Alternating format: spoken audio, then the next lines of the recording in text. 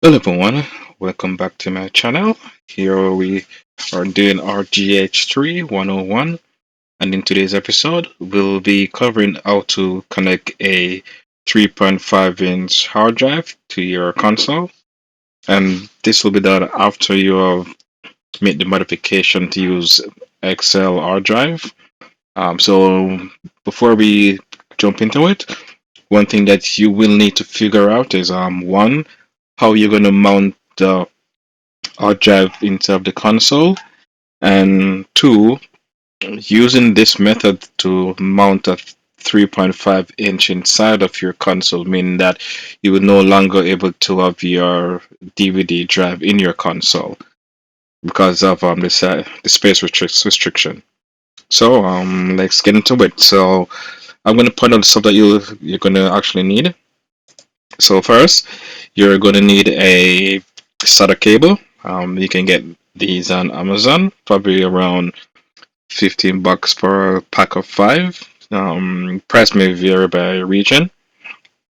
To need that, what else you're gonna need is a SATA power cable, and you want to make sure that the one that you get is a female. So you have SATA to Molex, and you want to make sure that it is the female end, not the male. That's one most important thing. And once you have those, let's get into the procedure now to actually do that. So this is a pin layout of the DVD power connector on the motherboard, and this is what you are going to be using to connect the power section, which is the Molex. So we're going to need 12 volts grounds, 5 volts on the grounds. That's what we're going to need. And let's go to the board itself. So this is the board itself.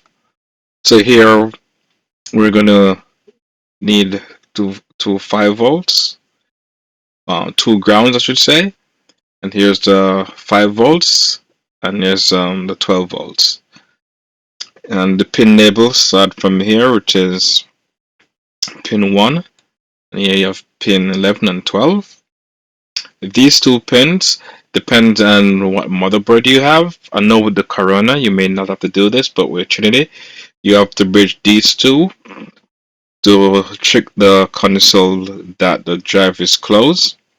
And if we go back to our diagram here, it will be pin 6 and 4. So 4 is trace status and 6 is 3.3 volts. So by powering this, you won't have that flashing light, and the console will think that this tray is closed. And here we have pin 12, which is 12 volts, and 11, which is grounds, pin 8, which is 5, pin 7, which is grounds, and there we have it. One of the reason the normal power is not able to do it, after measuring, we only have two grounds and two 5 volts, so this cannot power the 3.5-inch drive. You need a 12 volt in the mix. So that's why you have to use this section up here. So in doing that, just giving you a better view of it. So the way I do it, there's two ways of connecting it. If you want to do soldering work, you can cut the original cable, and based on the layout, the pinout diagram, you can solder the Molex end of the cable. So you cut off the Molex section, and you can solder to the correct pin.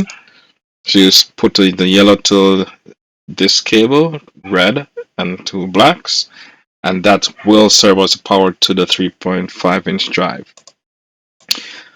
Another way I've did it, I've created this I/O board where I just plug the drive in there, and there's all the connection that I would possibly need if I don't want to do any soldering. And there's a jumper pin, so I'll do these two pins to say yes, the drive has been removed. The power cable plugs straight into here, and with the grounds, 12 volt, 5 volts and 3 volts. So that's how we'll actually plug the cable in.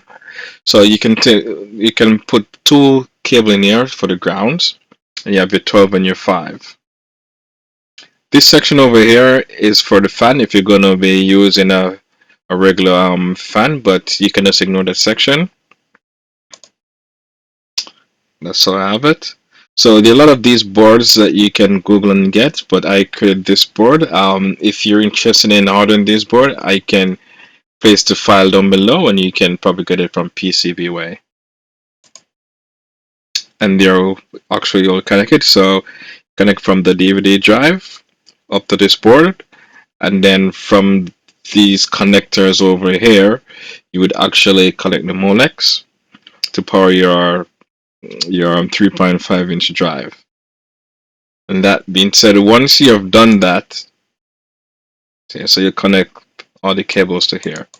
So once you've done that along with the SATA cable, you'll be able to power your 3.5-inch drive in your console, and you'll be good to use up to 16 terabyte once you have that Excel patch, and you'll be able to load all the games that you desire. Alright, so thanks for joining me for another episode of RGH 3101.